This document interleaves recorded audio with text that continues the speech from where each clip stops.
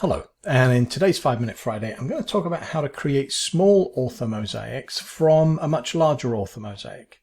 And I'm going to use this example here. This is a golf course I'm doing some work with, and I've got the ortho mosaic of the entire site, but what I really need are little orthos just of one of each hole. Now I could just cut those out of the bigger ortho, but if you don't have a PC powerful enough to create an ortho from 700 or 800 photos, this might work for you.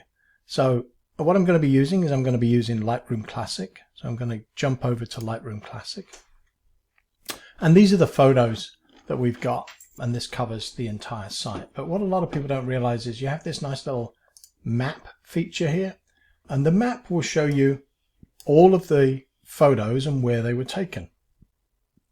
So using that, we can select just the photos that we need. So I'm going to pick this hole here in the middle, and I'm going to select some of the photos, or just the photos that we need for that. So the way you can do that is you can click on one of these photos, and you'll see down here it jumps to that photo. And if I move over the line at the bottom, I'm in the library, I'm in the map module, but if I move over, you can see that it jumps up and down. And so I can actually hold the shift key down and use the arrow keys to select the photos that are around the hole that I need.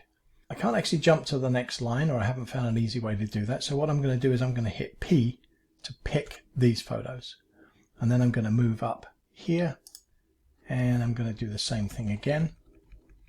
And we'll go a little bit further. That should be plenty. I'm going to hit P to pick, and then I'm going to come down. I want to make sure I've got enough room, so I'm going to pick that one.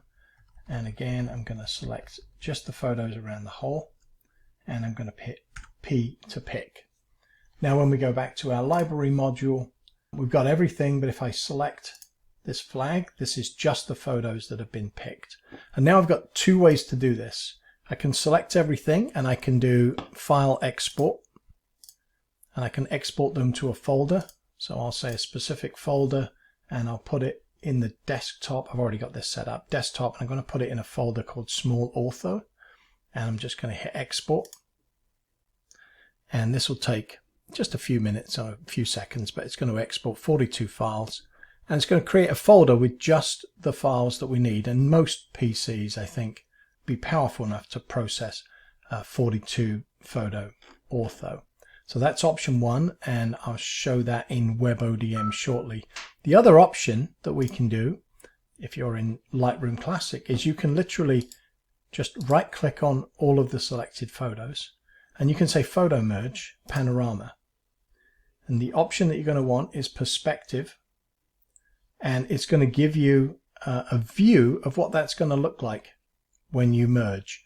And you can literally now just hit Merge, and this will take a little while to do. You can see it says Creating Panorama up here. But it's going to take a little while to do, but once it's done, we'll end up with a merged photo just with these 42. So I'm going to pause here, and I'm going to come back and show what that looks like, both with this and in WebODM.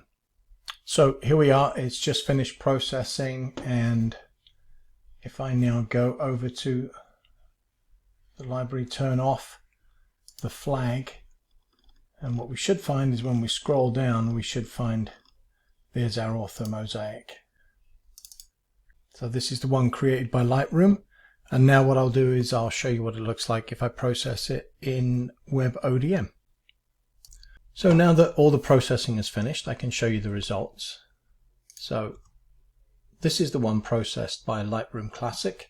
It's probably workable, but it needs some work to clean up and normalize the shading and stuff. And this is the one that was processed by WebODM.